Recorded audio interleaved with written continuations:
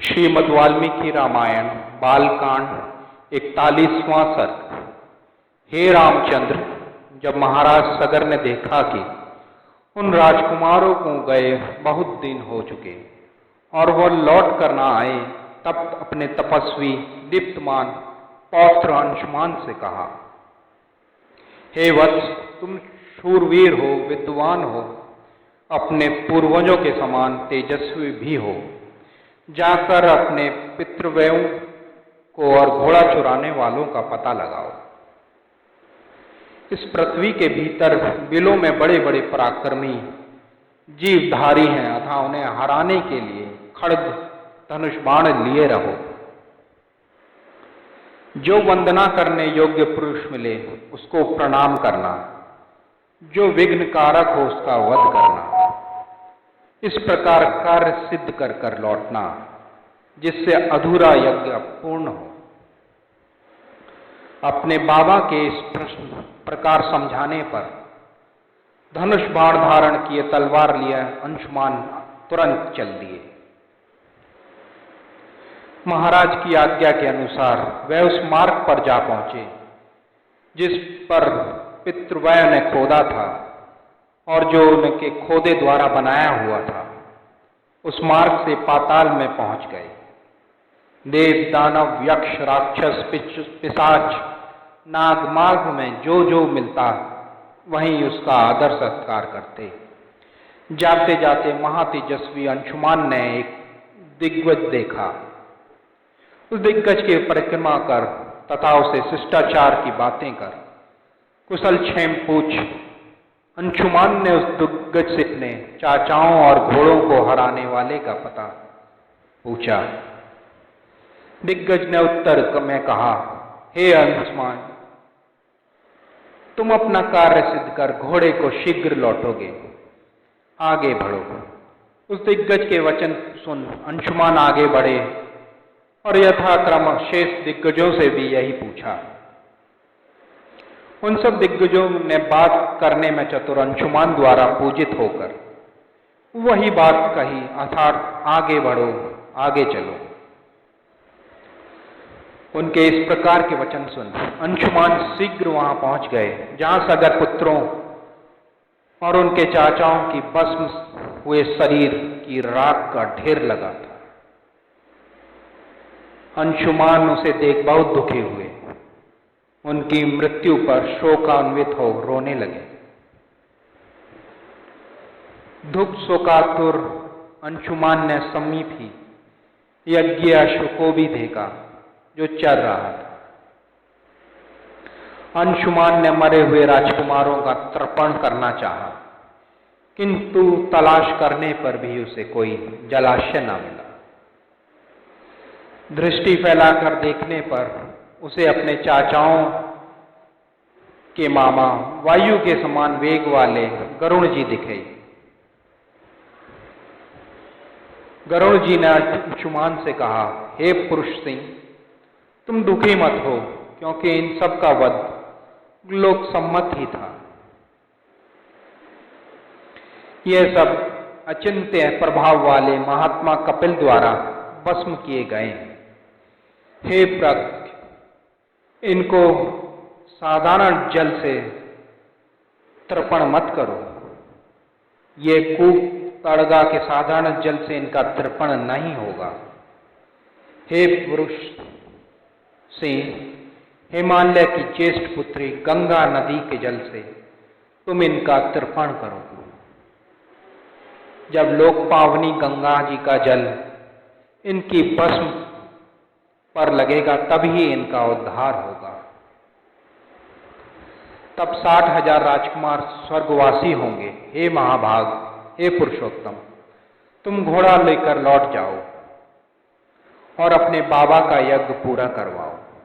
अति पराक्रमी और यशस्वी अंशुमान गरुण जी की ये बात सुन तुरंत घोड़ा लेकर लौट गए।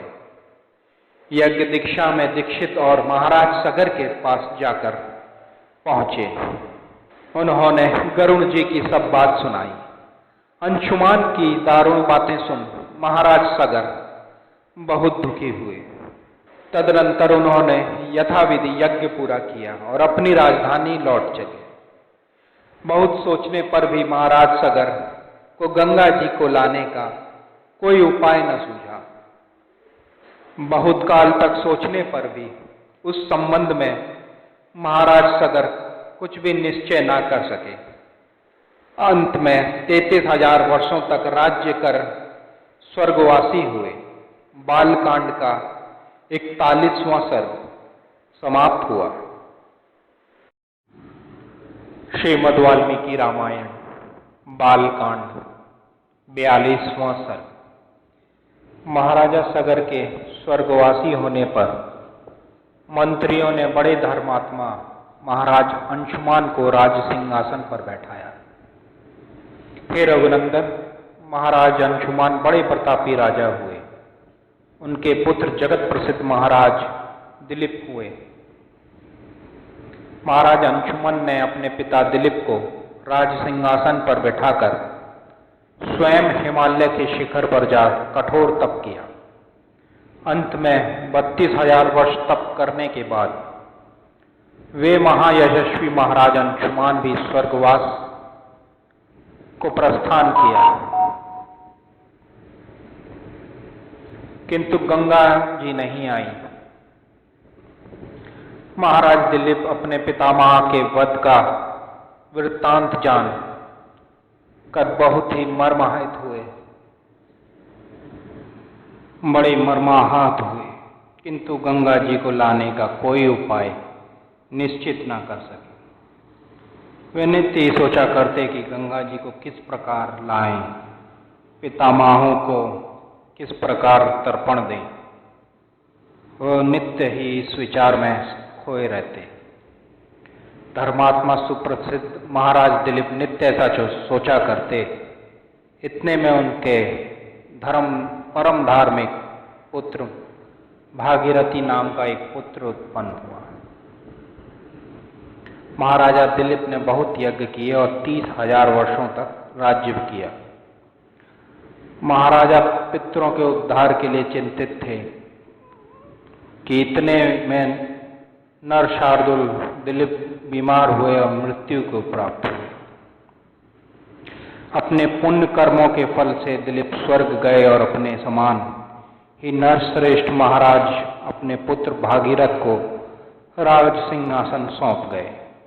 हे रघुनंदन, महाराज भागीरथ परम धार्मिक राजऋषि थे और निसंतान होने से वे संतान होने की इच्छा करते थे। हे रघुनंदन, जब उनके पुत्र ना हुआ तब राज्यभार अपने मंत्रियों को सौंप वे स्वयं गोकर्ण नामक तीर्थ जा गंगा अवतरण के लिए बहुत दिनों तक तपस्या करते रहे।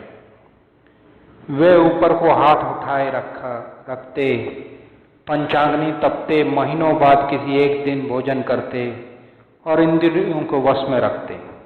इस प्रकार 1000 वर्ष तक वो कठोर तप करते रहे। हे महाबाहो, 1000 वर्ष बीतने पर लोकों के स्वामी और प्रभु ब्रह्मा जी भागीरथी जी पर प्रसन्न हुए और देवताओं के साथ ले वे तपस्या में लगे महात्मा भागीरथी जी के पास पहुंचे और उनसे बोले, हे महाराज भागीरथी, तुमने बड़ी कठिन तपस्या की है, अतः हम तुम पर बहुत प्रसन्न हैं। हे सुव्रत, वर मांगो। यह सुन महातेजस्वी भागीरथी ने हाथ जोड़ ब्रह्मा जी से कहा, हे भगवान, यदि आप मुझ पर प्रसन्न हैं और मेरे तप का फल देना चाहते हैं तो यह वर दीजिए कि सगर के पुत्रों को मेरे द्वारा गंगा जल प्राप्त हो, क्योंकि हमारे महात्मा परदादे तभी स्वर्गवासी होंगे जब उनकी राख गंगा जल से भीगेगी और उनका तर्पण गंगा जल से होगा। हे देव, दूसरा वर मैं ये मांगता हूं कि मेरे इक्ष्वाकु वंश नष्ट ना हो, इसलिए मुझे संतान भी दीजिए प्रभु। यह मेरा दूसरा वर है। महाराज भागीरथ के ऐसा वाक्य कहने पर सर्वलोक के पितामह ब्रह्मा जी मधुर और शुभवाणी में बोले, हे महारथी भागीरथी, तेरा मनोरथ बड़ा है, किंतु यह पूर्ण अवश्य होगा, अर्थात तुझे पुत्र प्राप्ति होगी। हे इक्ष्वाकु कुल नरेश, तुम्हारा मंगल हो।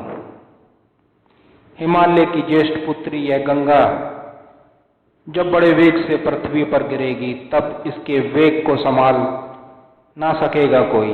उनके वेग को संभाल सकने का सामर्थ्य सिर्फ शिव जी में है, अतः उनको प्रसन्न कीजिए आप। इस प्रकार ब्रह्मा जी का महाराज भागीरथी और गंगा जी से कहकर देवताओं सहित